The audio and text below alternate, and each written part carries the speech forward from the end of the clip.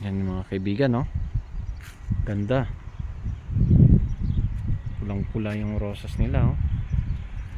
Yan. Buhay na buhay yung mga bulaklak. Summer na dito talaga. Yan. Ganyan dito pag summer, ang ganda ng mga bulaklak sa paligid, madadaanan mo lang. Tapos gate nila.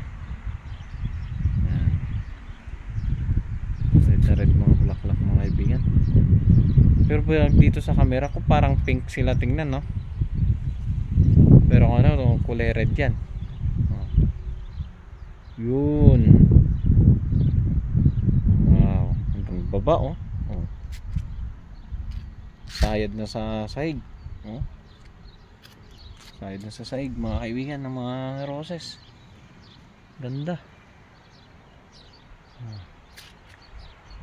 Diba kaibigan? The best. Hello.